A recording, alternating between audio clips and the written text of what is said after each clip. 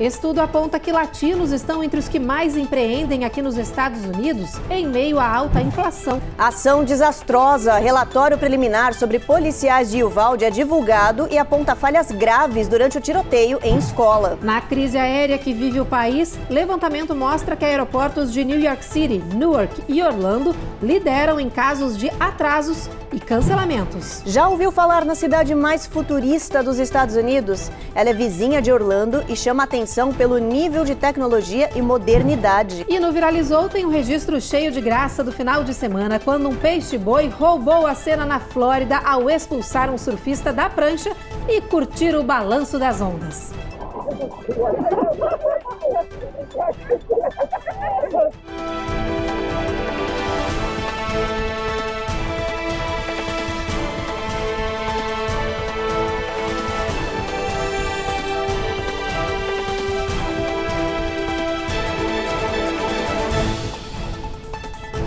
Boa noite. Olá, muito boa noite. A edição de hoje do jornal começa com uma notícia curiosa. Você já ouviu falar na cidade de Lake Nona? Não? Então você vai se surpreender, porque dizem que ela é a cidade mais tecnológica dos Estados Unidos. Olha, mas não é só isso não. Ela é referência também em medicina, inovação e modernidade. Fica a 10 minutos de distância do Aeroporto Internacional de Orlando. A Carla Marinho foi lá conferir. Aqui, o futuro é hoje. Lake Nona é um bairro privado em Orlando, na Flórida, e carrega o status de cidade mais inteligente dos Estados Unidos. Isso porque é a primeira Smart Connected City do país e é uma das 8 existentes no mundo. O empresário Christopher Regis é morador e investidor na região. Ele foi um dos que acreditou nas promessas da cidade do futuro, enquanto tudo por aqui era apenas pasto para gado. Hoje, ele experimenta as vantagens das promessas cumpridas. O mundo hoje ele depende da tecnologia, né? E isso não vai voltar. É cada vez mais avançado. 4K vai virar 8K, 12K, enfim. Então, a base de uma cidade inteligente é a internet rápida. Então, o que eles fizeram? Eles colocaram fibra ótica aqui, eles têm 1 GB de internet. Então, aqui você baixa um filme em 2 segundos. A cidade inteligente conectada possui internet 5G, que é a base para o que eles chamam de internet de tudo. A área destinada às moradias está em expansão, mas a comunidade tem atraído mesmo empresas visionárias e startups do mundo inteiro que transformam ideias de ponta em realidade. Isso porque a comunidade, apelidada de Laboratório Vivo, permite que as empresas testem e implantem tecnologia em grande escala e em um ambiente real. Essa infraestrutura que permite resolver problemas considerados críticos para uma cidade comum, como o estacionamento, também fez com que Lake Nona fosse conhecida como a cidade da medicina. O que significa isso? Significa que aqui nós temos cientistas estudando cura do câncer, Alzheimer's, AIDS, nós temos campos de pesquisa, hospitais. Então, eles estão testando tecnologias que daqui a poucos anos vai estar disponível para todo mundo. Essa casa inteligente, por exemplo, ela tem sensores que analisam a urina das pessoas todos os dias. Por quê? Porque qualquer alteração, qualquer problema de saúde, você consegue tratar muito mais fácil, preventivamente. O grupo empresarial que desenvolve Lake Nona tem planejamento para cada pedacinho dos 44 quilômetros quadrados que compreende a região. Investimentos que estão concentrados em inovações tecnológicas para os setores imobiliário, hoteleiro, esportivo, saúde e bem-estar. Lake Nona também já experimenta o futuro do transporte. O Move Nona é a maior e mais longa rede de veículos autônomos, ou seja, que não precisa de motorista, funcionando em um ambiente real no país. Mas não para por aí. Até 2025 será inaugurado o primeiro aeroporto de pouso e decolagem vertical do mundo, para também primeira aeronave a jato totalmente elétrica.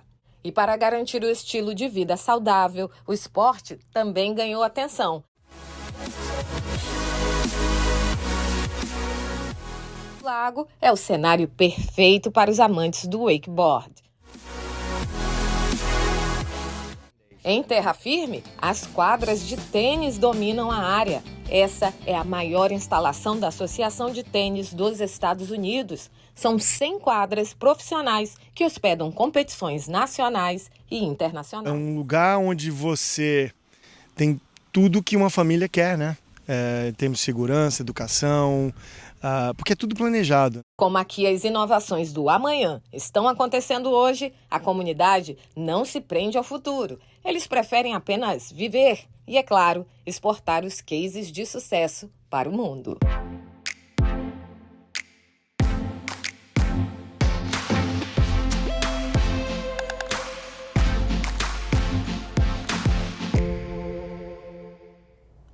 Uma pesquisa recém-divulgada mostrou um dividendo inesperado nessa alta inflação aqui nos Estados Unidos. Pois é, os latinos, o que inclui aí os brasileiros, estão empreendendo mais do que nunca aqui no país, diante da necessidade de uma renda adicional.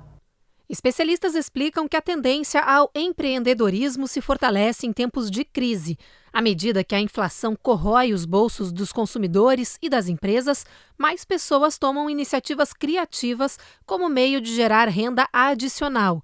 E neste momento de crise financeira, aqui nos Estados Unidos, quem se destaca são os latinos, segundo uma pesquisa da QuickBooks. Hoje, segundo dados do Departamento de Trabalho e Estatística do país, existem pelo menos 27 milhões de latinos vivendo em território norte-americano. E, de acordo com uma pesquisa recém-divulgada, cerca de 4 milhões deles estão pensando em mergulhar no empreendedorismo para ajudar a lidar com a alta inflação. Além disso, os dados mostram que cerca de 44% dos latinos que já empreenderam pensam em aumentar seu fluxo de renda, iniciando um novo negócio em paralelo com o atual. Com os resultados da pesquisa, os estudiosos indicam uma tendência positiva para os latinos aqui nos Estados Unidos. Segundo eles, o alto número de novos empreendedores significa que as comunidades latinas vão se fortalecer nos próximos anos, gerando empregos e aumentando as rendas de famílias inteiras.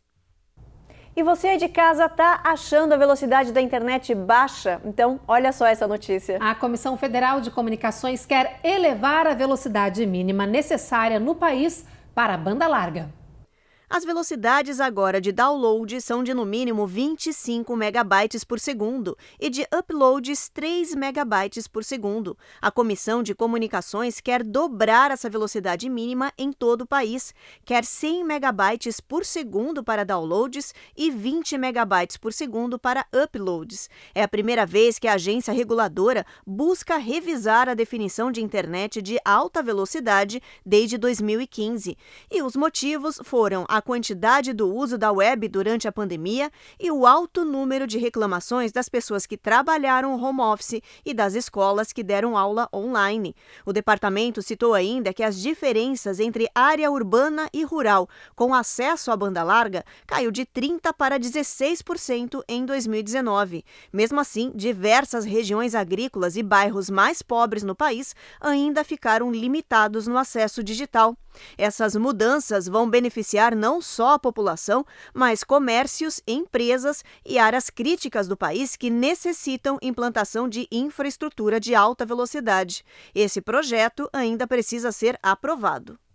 No próximo bloco, a gente fala do relatório divulgado por legisladores do Texas que apontou falhas gravíssimas na atuação da polícia durante o tiroteio em massa na escola de Uvalde. A gente traz também informações de mais um massacre registrado no país neste final de semana em um shopping de Indiana, com mais esse ocorrido aí. Passa de 350 o número de tiroteios em massa só esse ano aqui nos Estados Unidos. A gente volta daqui a pouquinho.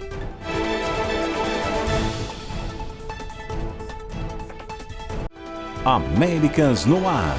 Oferecimento BB Américas. A nossa gente faz a diferença.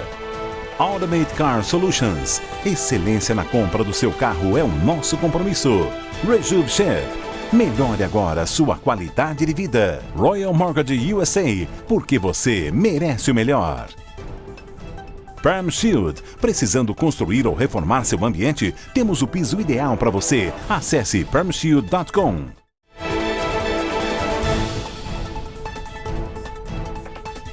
Já estamos de volta e para falar de saúde mental, os médicos destacam a importância de falar com você mesmo ou com o seu eu interior. Pois é, quando você comete um erro, o que você diz a si próprio? Você se critica? Sabe se elogiar? Pois tudo isso pode fazer uma grande diferença.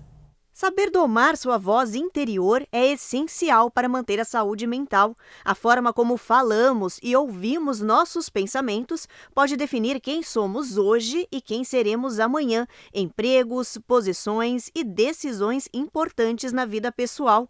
Os médicos citam como exemplo 2 perguntas: o que você diz a si mesmo quando alguém te critica e o que você diz a si mesmo quando alguém te elogia. É preciso identificar quando existe desequilíbrio nessas perguntas e procurar ajuda. Por isso, esse monólogo pessoal ou conversa íntima precisa ser diário e sincero. É preciso verificar a maneira como você faz isso, se você abafa essa voz, se ouve apenas críticas ou se ouve apenas elogios.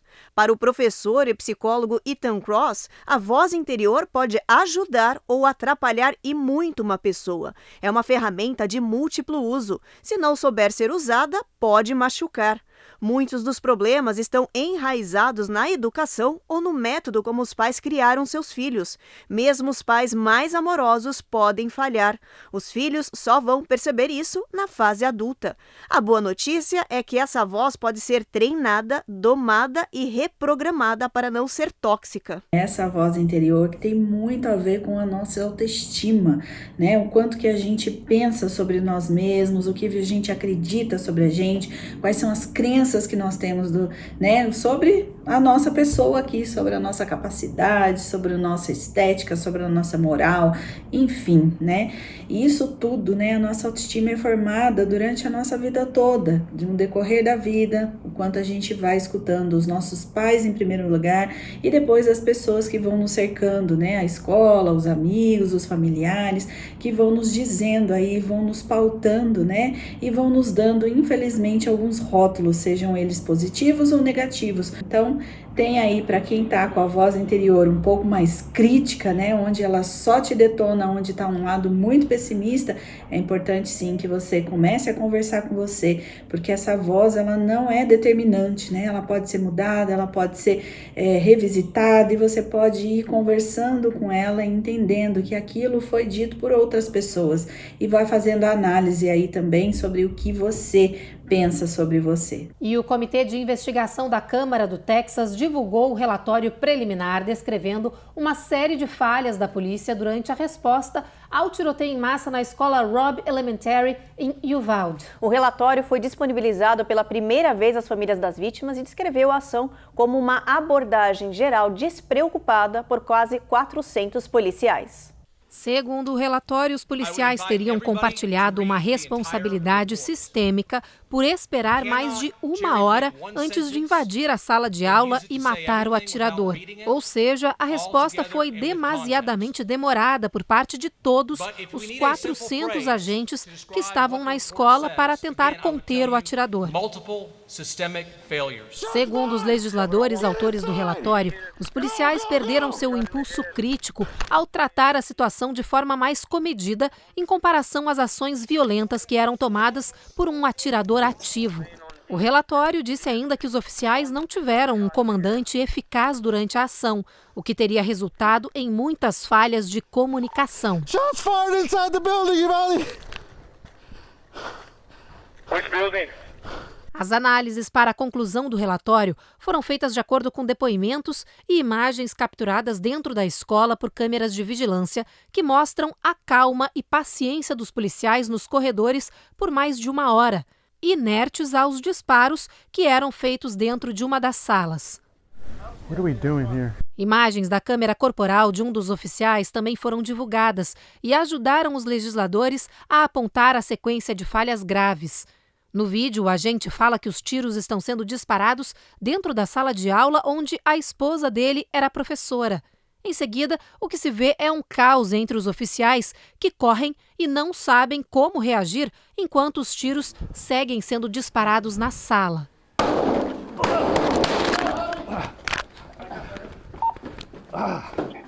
Para os legisladores do Texas, a ação ineficaz da polícia foi determinante para que o atirador fizesse muitas vítimas.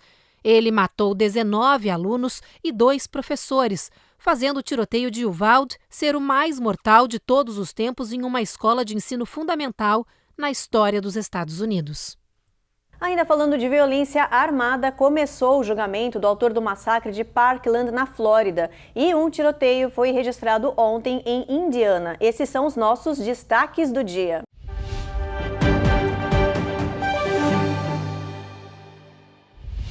Nicholas Cruz entrou na fase final de julgamento. O rapaz de 23 anos admitiu culpa no massacre cometido em 2018 em Parkland, na Flórida.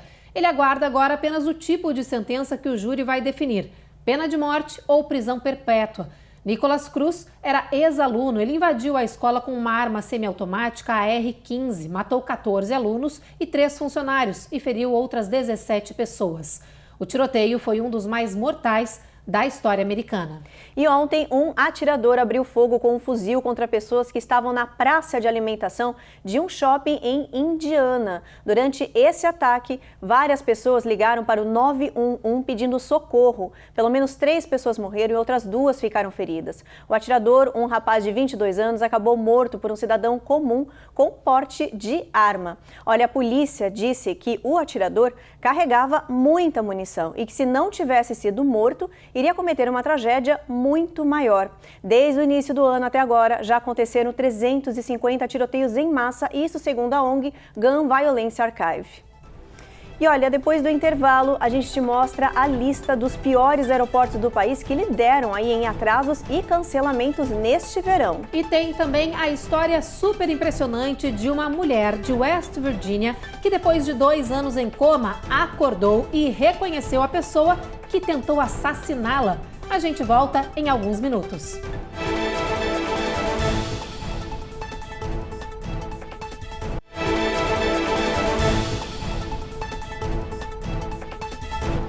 Já voltamos para falar de caos aéreo que acontece aqui no país neste verão, com tantos atrasos e cancelamentos que andam deixando aí os passageiros desesperados. Saiu a lista dos piores aeroportos para se estar neste momento. Olha, a análise do site FlightAware mostra que um dos aeroportos mais movimentados da costa leste do país está no topo do ranking dos mais desastrosos. Pegar um voo virou sinônimo de dor de cabeça aqui nos Estados Unidos. Só hoje, por exemplo, mais de 2.600 voos foram cancelados em todo o país. E tem sido assim absolutamente todos os dias durante este verão. Com isso, o site FlightAware, que monitora voos em todo o mundo, resolveu fazer um levantamento para mostrar aos passageiros quais são os aeroportos mais caóticos do momento no país, que devem ser evitados. A região de New York, que é a mais procurada por turistas nessa época do ano, é justamente onde há o maior caos. O aeroporto LaGuardia, que fica no Queens, e o da cidade de Newark, em New Jersey, lideram em cancelamentos de voos. No aeroporto internacional de Newark, por exemplo, quase 8% dos voos programados estão sendo cancelados. Já quando o assunto é atrasos, a situação fica crítica nos aeroportos da Flórida, que ocupam 3 dos 10 com maior número de atrasos. Só no aeroporto de Orlando, 1/3 dos voos deste verão não aconteceram na hora programada. Realmente, New York, Newark e Flórida são os maiores desafios, disse o CEO da United Airlines. A má notícia é que, apesar do caos, não há previsão de solução. Ou seja, os cancelamentos e atrasos diários devem continuar acontecendo por tempo indeterminado. É que as companhias aéreas culpam o governo pelos problemas, alegando que não há controladores de voos suficientes. Já a Administração Federal de Aviação coloca o problema nas mãos das companhias, dizendo que há pouco pessoal trabalhando, o que provoca uma redução no número de aeronaves em operação. O secretário de Transportes do país, Pete Buttigieg, diz que as companhias aéreas deveriam vender passagens apenas até o nível que conseguem atender. We are counting on airlines to deliver for passengers and to be able to service the tickets that they sell. Desde o Memorial Day, mais de 30.000 voos foram cancelados pelas companhias aéreas em todos os Estados Unidos. Em menos de uma semana, aumentou e muito o número de casos de varíola do macaco aqui nos Estados Unidos. Pois é, já são 1.800 contaminados aqui no país. E agora o governo corre contra o tempo para distribuir vacinas em todo o território americano. Pelo menos 45 estados já registram casos de monkeypox ou varíola do macaco. Segundo o CDC, o número de doentes está dobrando a cada 2 dias. O número total de contaminados hoje no país é de 1.800. Só em New York já são 490 casos do vírus. Anthony Fauci, o conselheiro da Casa Branca e diretor do Instituto Nacional de Alergias e Doenças Infecciosas, alertou que o número deve aumentar muito mais nas próximas semanas, agora que os testes foram espalhados pelo território americano. O governo está distribuindo cerca de 100 mil vacinas da varíola no país e importando mais doses da Europa. Estudos apontam que a vacina humana contra a varíola é 85% eficaz na prevenção da varíola do macaco. Os sintomas são similares ao da varíola humana, que foi erradicada há 40 anos. Os pacientes sentem febre, dor de cabeça, dor nas costas, musculares, inflamações linfáticas, calafrio e manifestam feridas pelo corpo. O governo americano voltou a dizer que o risco de surto no país ainda é baixo e afirmou que a doença é transmitida pelo contato direto com a pessoa contaminada. Mas já há casos no país de doentes que contraíram o monkeypox sem ter viajado ou ter tido contato com outros contaminados.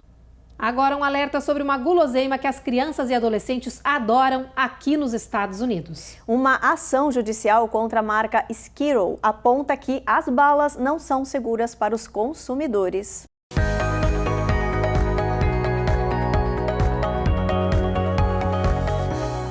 Segundo a ação movida no Tribunal Federal da Califórnia, as balas da marca Skittles contêm dióxido de titânio, que é impróprio aí para o consumo humano. Esse químico também é conhecido como corante E171. Ele é normalmente usado em muitos alimentos como um aditivo alimentar em pó por sua coloração. Em 2016, a empresa produtora aí dessa guloseima chegou a confirmar essa informação, mas disse que planejava se livrar desse composto químico nos seus produtos. Como isso não aconteceu, uma consumidora acionou aí a empresa na justiça. A empresa diz que o uso do dióxido de titânio está em conformidade com os regulamentos da FDA. Bom, vale lembrar que cientistas já comprovaram que esse dióxido de titânio é necessário em alimentos apenas para fins estéticos, por permitir que as comidas durem mais tempo. Ele não tem valor nutricional e pode provocar câncer. E olha, agora, olha só essa notícia. No estado da Virgínia, uma mulher acordou do coma depois de 2 anos e se lembrou com detalhes da agressão que a colocou aí no estado grave de saúde. Pois é, logo que ela despertou, chamou a polícia e contou que foi o irmão dela quem a agrediu violentamente. O agressor, que até hoje não havia sido identificado, foi preso. Wanda Palmer, de 51 anos, foi espancada dentro de casa em junho de 2020 e é encontrada pela polícia desacordada e com ferimentos provocados por um machado. O xerife do caso lembra que, ao encontrá-la naquela manhã, não imaginava que ela iria sobreviver. Desde então, Wanda estava internada em um hospital em coma. Na semana passada, a paciente, que teve concussões graves na cabeça, começou a apresentar melhoras no quadro de saúde e agora, apesar de ainda estar com danos cerebrais, acordou lembrando de absolutamente tudo. Ela imediatamente contou aos enfermeiros e médicos que o irmão a espancou até ela desmaiar. Na hora, eles chamaram a polícia, que nunca havia conseguido identificar o agressor que invadiu a casa da vítima e a deixou em coma. O irmão da vítima, identificado como Daniel, foi preso e vai responder por tentativa de assassinato. Ao ser encontrado, o homem, que tem um histórico violento, resistiu à prisão. A polícia ainda não revelou se já sabe os motivos para o crime. Depois do intervalo, tem reportagem sobre uma descoberta da polícia de São Francisco, na Califórnia, que fez a maior apreensão de itens roubados da região. Os produtos furtados em lojas foram avaliados em $200 mil e seriam revendidos online. E no quadro Viralizou, a gente te mostra 2 histórias que vêm dos mares e que bombaram na internet. No Maine, uma rara lagosta azul foi encontrada e na Flórida, um peixe-boi roubou a prancha de um surfista para curtir um pouquinho do mar. A gente volta em instantes.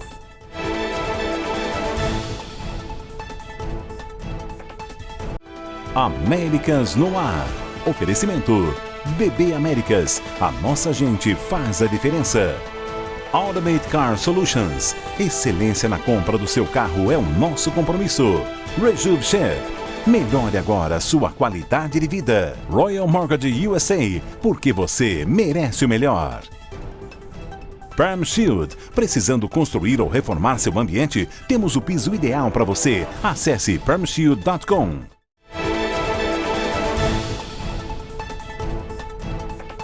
Já voltamos e lembra daquelas imagens de gangues roubando comércios, lojas e casas que viralizaram na Califórnia nos últimos meses? Olha, todos esses itens iriam ser vendidos em sites online. Pois é, a polícia descobriu onde esses itens estavam escondidos e invadiu o local. O material todo foi avaliado em $200 mil. Quem traz todos os detalhes dessa história pra gente é a Eloá Orazen. Se é muito bom para ser verdade, é porque há grandes chances de que o produto em questão seja roubada, ou melhor, roubado. O aumento no número de furtos em varejos acendeu o sinal de alerta entre as autoridades de estados como a Califórnia, onde um novo tipo de crime organizado tem acontecido com frequência. Sozinhos ou em grupos, bandidos estão furtando lojas, comércios e até indivíduos. A estratégia é sempre a mesma: pegar as encomendas para depois revender na internet, em sites como Facebook, Craigslist, eBay e outros marketplaces semelhantes. De acordo com uma análise do Comitê Judiciário do Senado americano, há mais de $500 bilhões em produtos roubados e falsificados sendo vendidos online no mundo todo a cada ano. As autoridades pedem para que os consumidores estejam atentos e, claro, usem o bom senso, já que produtos em boas condições, vendidos por um preço muito abaixo do mercado, geralmente indicam algum sinal criminoso. Brasileiros aqui nos Estados Unidos já foram vítimas de práticas parecidas. Durante 2 anos eu morei em West Hollywood, num complexo de prédios bem grande, bem famoso lá, e durante esses 2 anos eu tive muitas encomendas roubadas.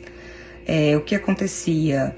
Se você não descesse para buscar sua encomenda durante 10, 15 minutos depois que ela já estava lá, quando você descesse, sua encomenda não estava mais lá. Simplesmente isso. Isso era um problema não só comigo, um problema com as minhas roommates, um problema com vários outros moradores. Isso acontecia muitas vezes durante a semana, né? E o próprio prédio falava que não se responsabilizava por isso, que ele não podia fazer nada, porque isso era uma coisa muito recorrente que acontecia com os moradores daquele prédio.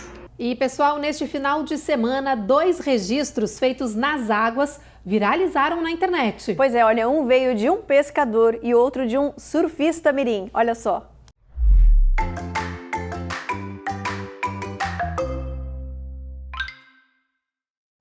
No estado do Maine, um homem que navegava pela costa de Portland revelou na internet sua descoberta impressionante, uma lagosta azul. O pescador disse que ao encontrar o crustáceo fez o registro e devolveu o animal para o mar.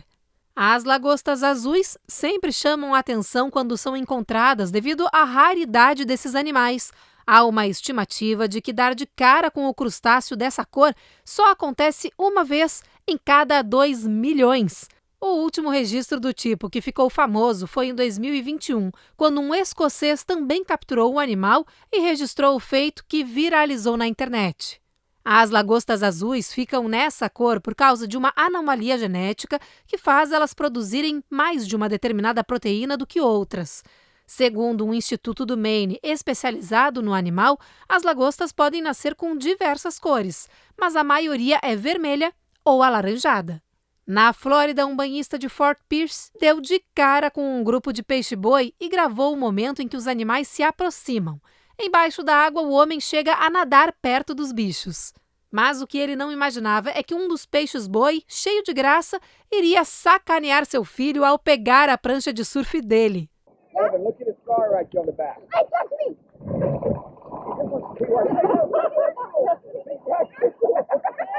A gravação mostra quando o animal se aproxima, analisa a situação e coloca uma das patinhas na prancha, como se apoiasse ela embaixo do braço, como fazem os surfistas. Ele fica paradinho por um tempo, dividindo a prancha com o menino, até que o garoto desiste e se afasta. O flagrante mostra então que o peixe-boi curte seu momento, de boa, só sentindo o balanço do mar. Depois, o mamífero ainda faz umas gracinhas para a plateia antes de voltar para o grupo da sua espécie, que estava já um pouco mais adiante. E esse peixe-boi, hein, Ruth? Que coisa mais fofa, ele ali se refrescando nesse calor que tá fazendo aqui na Flórida. Não, lindo. Se fosse eu, já ia estar lá junto com ele nadando, abraçando. Não ia largar a prancha não, Evelyn. E o registro é um amor, né? Porque mostra ele por debaixo d'água, vindo bem devagarzinho. Aí ele se desprende do grupo, vai lá pra perto da prancha. Eu achei muito fofinho. Não, e você não imagina que vai acontecer isso. Você não imagina que ele vai chegar perto da prancha, que ele vai pular a patinha dele, que você não imagina nada disso. Quando você aqui vê... tá a prancha, ele faz assim, né? Igual o surfista, pra correr pro mar, sabe? Botando embaixo da patinha. Muito bonitinho. Muito bom, muito bom.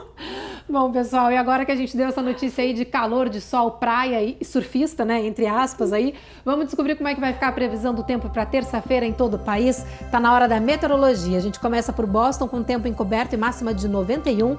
Também tempo encoberto em Nova York e em Washington com mínima de 75. Temporal previsto em Orlando e em Miami, máxima de 90 com sol bastante forte. Em Houston, sol também, máxima de 99 e 110 de máxima em Dallas. Já em Seattle, em Washington, a gente vai ter aí um tempo encoberto, sol entre nuvens, mínima de 58 e máxima de 76. São Francisco, sol forte, Los Angeles, tempo também muito aberto, máxima de 87. E Las Vegas, ali na região de deserto, mínima de 89 e máxima de 101, Ruth.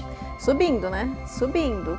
E olha, antes da gente encerrar o jornal, tem mais uma notícia aí que pode mudar a vida de muita gente da noite pro dia, né, Evelyn? Exatamente. É que o Mega Million, que é a loteria norte-americana, acumulou, gente, e vai sortear amanhã o maior prêmio da história. Isso mesmo. Então, se você ainda não jogou, é bom correr, viu? Porque esse jogo vai valer mais de $500 milhão. Há mais de 20 anos que o Mega Million não atingia o valor tão alto assim e não atraía tantos jogadores. Bom, para quem jogar, a probabilidade de ganhar é de 1 em 302 milhões de chances. Difícil, mas não impossível. O jogo será sorteado amanhã, às 11 horas da noite. Olha, o país vai parar para acompanhar esse sorteio histórico. Bem de pertinho, né? Bom, boa sorte para quem jogar aí. Quem sabe muda a vida de algum brasileiro. Ia ser legal a gente noticiar aqui no jornal, né? Com toda certeza. Boa sorte mesmo.